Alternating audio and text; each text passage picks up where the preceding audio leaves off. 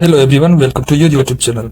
आज हम लोग BSPCR एग्जाम 2025 का प्रैक्टिस सेट 70 देखेंगे, जो कि मोस्ट इंपोर्टेंट रहेगा आपके आने वाले एग्जाम के लिए, जिसमें जीके जीएस का मोस्ट इंपोर्टेंट क्वेश्चन होगा। ये जो है आपको जितना भी प्रैक्टिस सेट उपलब्ध है उसमें से जो मोस्ट इंपोर्टेंट क्वेश्चन है वही क्वेश्चन हम लोग पिक करते हैं। और आज मैंने रुक्मणी का प्रैक्टिस सेट लिया हुआ है, तो यहाँ पे आपको सारा कुछ देखने को मिलेगा, रुक्मणी का भी, युद्ध का भी, किरण का भी, जितने भी प्रैक्टिस सेट उपलब्ध है उसमें से ही प्रैक्टिस सेट करवाते हैं। तो आज जो है हम लोग देखेंगे कि किस टाइप का क्वेश्चन है, रुक्मणी से रिलेटेड है। तो चलिए स्टार्ट करते हैं। जो कि प्रैक्टिस सेट आज का जो 17 होगा, और ये सभी मॉक का जो एनालिसिस हुआ, और इससे ही क्वेश्चन आपको मिलता जुलता देखने को मिलेगा एग्जाम में। तो देखते हैं आज का क्वेश्चन। सबसे पहले चैनल पर जो पहली बार है, चैनल को सब्सक्राइब करके बेल आइकन को दबा लीजिए, ताकि इस तरह की नोटिफिकेशन आप तक आसानी से पहुंच जाए। टेलीग्राम व्हाट्सएप ग्रुप पे नहीं जुड़े हुए, दोनों पे जुड़ जाइए। दोनों का लिंक जो है इसी वीडियो की डिस्क्रिप्शन में आपको मिल जाएगा। वहां मैं सारी वीडियो का लिंक शेयर कर देता हूँ। साथ ही साथ कोई वैकेंसी आती है, चाहे वो स्टेट की हो, गवर्नमेंट की हो, वहाँ जो है आपको अपडेट देखने को मिलेगा, चाहे स्टेट हो या सेंट्रल की हो। और आज का जो प्रैक्टिस सेट है उसका पीडीएफ भी आपको वहीं देखने को मिलेगा। आपका कितना स्कोर रहा वो कमेंट बॉक्स में कमेंट करके बताइएगा। फर्स्ट क्वेश्चन है कि लाल त्रिकोण का संबंध किससे है? परिवार कल्याण से, रेड क्रॉस से, WHO से, यूनिसेफ से। तो लाल त्रिकोण का संबंध जो है परिवार कल्याण से है। परिवार कल्याण का संबंध जो है लाल त्रिकोण से है। अब मैं बात करूं कि कुछ चिन्ह है जिसका जो है आपको प्रतीक बताना है कि क्या प्रतीक होगा। जैसे कमल का चिन्ह, वो किस चीज का प्रतीक है? संस्कृति और सभ्यता का प्रतीक है। फिर अगर मैं बात करूं कि रेड क्रॉस का, रेड क्रॉस जो है वो जो है डॉक्टरी सहायता और अस्पताल से रिलेटेड प्रतीक है। लाल झंडा जो है क्रांति का प्रतीक है। काला झंडा विरोध का प्रतीक है। और पीला झंडा की बात करूं तो संक्रामक और ग्रस्त लोगों को ले जाने वाले वाहन पर जो है वो झंडा लगा रहता है, उसका प्रतीक है पीला झंडा। तो यहाँ लाल त्रिकोण के बारे में पूछा गया, तो जिसका सही ऑप्शन हो जाएगा आपको परिवार कल्याण से। नेक्स्ट क्वेश्चन है कि कंटूर रेखा दर्शाती है समुतल से समान ऊंचाई एवं आकार वाले स्थान को, बर्फ गिरने के समान क्षेत्रों को दर्शाने वाली रेखा, सूर्याताप की समान अवधि वाले स्थानों को मिलाने वाली रेखा, और चुंबकीय झुकाव की समान स्थिति दर्शाने वाली रेखा। कंटूर रेखा जो है क्या दर्शाती है? इसका सही आंसर हो जाएगा समुद्र तल से समान ऊंचाई एवं आकार वाले स्थानों को कंटूर रेखा दर्शाती है। समुद्र तल से समान ऊंचाई है और आकार वाले स्थानों को कंटूर रेखा दर्शाती है। उसके बाद समान दाब वाले स्थानों को मिलाने वाली रेखा को क्या कहा जाता है? वो आइसोबार कहा जाता है। समान दाब वाले स्थानों को मिलाने वाली रेखा को आइसोबार कहा जाता है। उसके बाद समान वर्षा वाले स्थानों को मिलाने वाली रेखा को क्या कहा जाता है? आइसो हाइट कहा जाता है। उसके बाद समान गहराई का जो है वो किससे रिलेटेड है? आइसोबास से। समान तापमान किससे? आइसोधर्म से, थर्म से। उसके बाद सूर्याताप के समान अवधि जो है वो किससे रिलेटेड है? आइसोहेल से। उसका बर्फ गिरने की समान क्षेत्र किससे रिलेटेड है? आइसोनिफ से। उसके बाद मेघ जो होता है उसके समान क्षेत्र जो है वो किससे रिलेटेड है? आइसोनेफ से। तो ये उम्मीद करते हैं कि ये क्लियर होगा आपका। चलते हैं नेक्स्ट प्रश्न की ओर। कर्क रेखा भारत के कितने राज्य से होकर गुजरती है? 6, 7, 8 और 10। ये जो कर्क रेखा है भारत के 8 राज्यों से होकर गुजरती है, जिसमें से 8 राज्य कौन सा है? राजस्थान, गुजरात, मध्य प्रदेश, छत्तीसगढ़, झारखंड, पश्चिम बंगाल, त्रिपुरा और मिजोरम। 8 राज्य है, राजस्थान, गुजरात, मध्य प्रदेश, छत्तीसगढ़, झारखंड, पश्चिम बंगाल, त्रिपुरा एवं मिजोरम। ये 8 राज्य हुए जिससे होकर कर्क रेखा गुजरती है। नेक्स्ट प्रश्न है, ए लाइफ पुस्तक के रचयिता कौन है? तस्लीमा नसरीन, महेश राव, अंजलि जोसेफ, रुचिर शर्मा। तस्लीम नसरीन जो है ये ए लाइफ जो पुस्तक है उसकी रचयिता जो है तस्लीम नसरीन है। तस्लीम नसरीन के और अगर कुछ पुस्तक के बारे में पूछे जो कि मोस्ट इंपोर्टेंट है, लज्जा अगर इसकी रचयिता कौन है तो तस्लीमा नसरीन है, जो कौन थे? बांग्लादेश के लेखिका थे।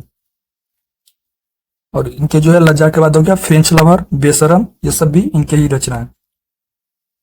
कावेरी नदी बहती है उत्तर भारत में, दक्षिण भारत में, मध्य भारत में, पश्चिम भारत में। कावेरी नदी जो है आपको दक्षिण भारत में बहती है।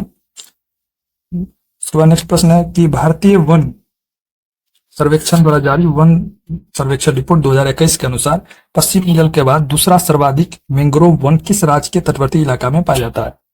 2001 का जनगणना जो हुआ था वो 2001 के सर्वेक्षण रिपोर्ट जो हुए थे, भारतीय वन सर्वेक्षण, तो पश्चिम बंगाल के बाद आपको बताना है कि कौन सा ऐसा राज्य है जिनमें तटीय इलाका में मैंग्रोव वन पाए जाते हैं, कौन से राज्य में। तो इसका सही उत्तर हो जाएगा आपको गुजरात। पश्चिम बंगाल के बाद जो है गुजरात का स्थान था। और उसके बाद अगर मैं बात करूं कि क्षेत्रफल की दृष्टि से सर्वाधिक वन वाला राज्य कौन सा है, तो फर्स्ट आता है मध्य प्रदेश, सेकेंड अरुणाचल प्रदेश, उसके बाद छत्तीसगढ़, फिर उड़ीसा, फिर महाराष्ट्र।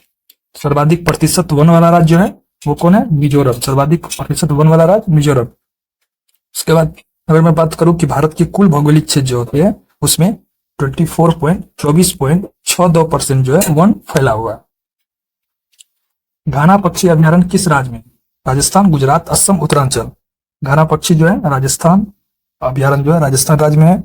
उसके बाद गिर राष्ट्रीय उद्यान पूछूं कि गिर राष्ट्रीय उद्यान नेशनल पार्क जो है कहाँ पे, गुजरात में। मानस नेशनल पार्क कहाँ पे है, राष्ट्रीय उद्यान कहाँ पे है, असम में। जिम कार्बेट नेशनल पार्क पूछो, ये जिम कार्बेट राष्ट्रीय उद्यान कहाँ पे है, उत्तराखंड में। कान्हा किसली राष्ट्रीय उद्यान पूछो कि कान्हा किसली नेशनल पार्क कहाँ पे है, मध्य प्रदेश में। बांदीपुरी नेशनल पार्क पूछो, ये कर्नाटक में। दाचीग्राम अभ्यारण्य कहाँ पे है, ये जम्मू कश्मीर।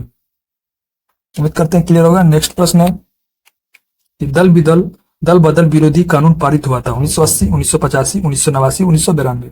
तो ये दल बदल विरोधी कानून जो पारित हुआ था वो 1985 में ये पारित हुआ था। उज्जैन किस नदी के किनारे है, गोदावरी, कावेरी, क्षिप्रा, भागीरथी। उज्जैन जो है क्षिप्रा नदी के किनारे बसा हुआ है। फिर अगर मैं पूछूं नासिक किस नदी के किनारे पे है, तो गोदावरी। डिब्रूगढ़ किस जो शहर है वो किस नदी पर है, ब्रह्मपुत्रा पे। उसके बाद अगर लखनऊ पूछूं कि लखनऊ कौन सी है, तो ये गोमती। अयोध्या पूछूं तो ये सरयू। तो इसका सही उत्तर हो जाएगा उज्जैन जो है क्षिप्रा जो है उज्जैन जो है क्षिप्रा नदी के किनारे बसा हुआ है। कथकली किस राज्य का शास्त्रीय नृत्य है, केरल, तमिलनाडु, आंध्र प्रदेश, असम। कथकली जो है केरल का शास्त्रीय नृत्य है। और कौन सा और होता है केरल के साथ, कथकली और मोहिनीअट्टम जो है केरल का है। आंध्र प्रदेश का कौन सा है शास्त्रीय नृत्य, ये जो है कुचिपुड़ी। असम का बिहू, तमिलनाडु का भरतनाट्यम, उत्तर प्रदेश का कथक। नेक्स्ट प्रश्न है कि निम्नलिखित में से कौन दो राज्यों की राजधानी है, चंडीगढ़, दिल्ली, गांधीनगर, जयपुर। तो चंडीगढ़ जो है दो राज्यों की राजधानी है।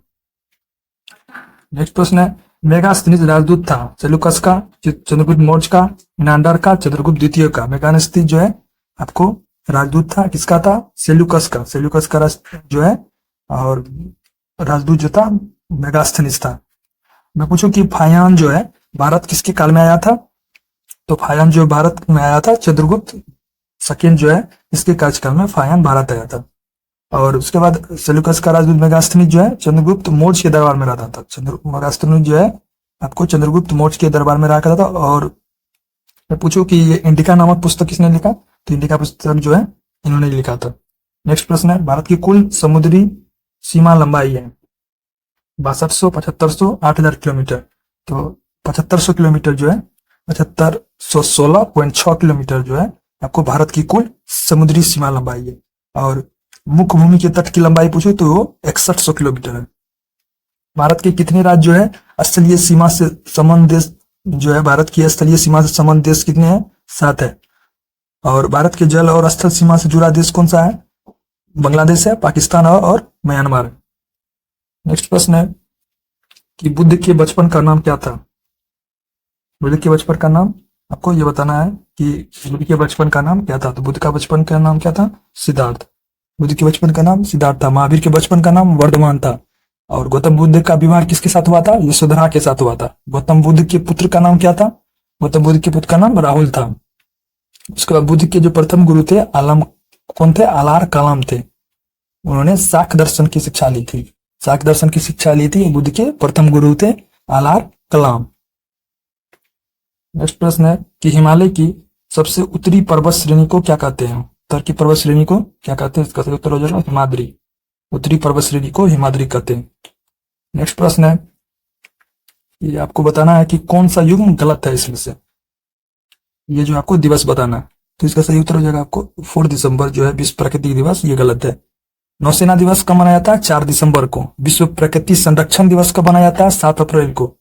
और 7 अप्रैल को स्वास्थ्य दिवस भी है। पृथ्वी दिवस ये जो है आपको पृथ्वी दिवस बताना है कब होता है। और 4 दिसंबर को जो है आपको विश्व प्राकृतिक दिवस जो है ये दिया हुआ, ये आपको गलत होगा। 4 दिसंबर को भारतीय नौसेना दिवस मनाया जाता है। विश्व रक्तदान दिवस कब मनाया जाता है? 14 जून को। विश्व शरणार्थी दिवस कब मनाया जाता है? 20 जून को। विश्व वन प्राणी दिवस कब मनाया जाता है? 3 मई को। विश्व खाद्य दिवस कब मनाया जाता है? 16 अक्टूबर को। नेक्स्ट प्रश्न है, पृथ्वी का सबसे भीतरी परत कहलाता है? सियाल, सीमा, क्रोड, स्टेनोस्फीयर। तो पृथ्वी की सबसे भीतरी परत जो है क्रोड कहलाता है। नेक्स्ट है कि मदर ऑफ इंडियन रिवोल्यूशन किसे कहा जाता है? अरुणा आसफ अली, मैडम कामा, विजयलक्ष्मी पंडित, सुचित्रा कृपलानी। तो मैडम कामा को जो है मदर ऑफ इंडियन रिवोल्यूशन कहा जाता है।